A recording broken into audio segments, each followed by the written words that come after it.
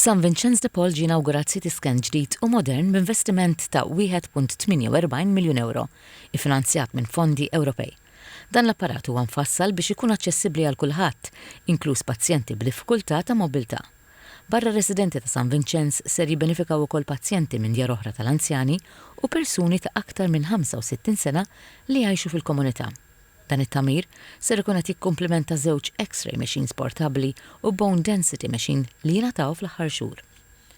Is-Segretarju Parlamentari għall-Anzjanità Attiva Malcolm Pola Ġużgalja spjega li dan l-investiment juri kif il-kura l-anzjani qed tiġi adattata għal bżonnijiet reali tagħhom billi tippermetti servizz kritiku mingħajr il-ħtieġa tat-trasport lejn l-isptar u bekk ittejjeb il-kwalità tal-kura f'ambjent magħruf u sigur għall-pazjenti.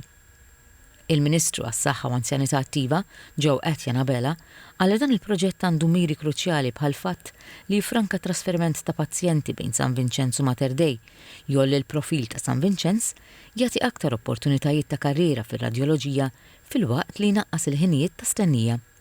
Sostna wkoll li l-apparat huwa adattat għal pazjenti obeżi u sejjaħ l-investiment b'saħħtu favur l-anzjani fil-waqt li assigura l-impenn tal-Gvern biex ikompli jagħti l-aħjar kura lil kulħadd.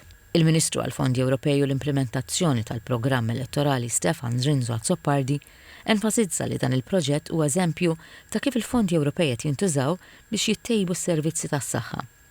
Huwa qal li l-investiment mhux biss jgħin biex jitnaqsu l-ħinijiet ta' stennija, iżda wkoll joffri kura aktar effiċjenti u inklusiva.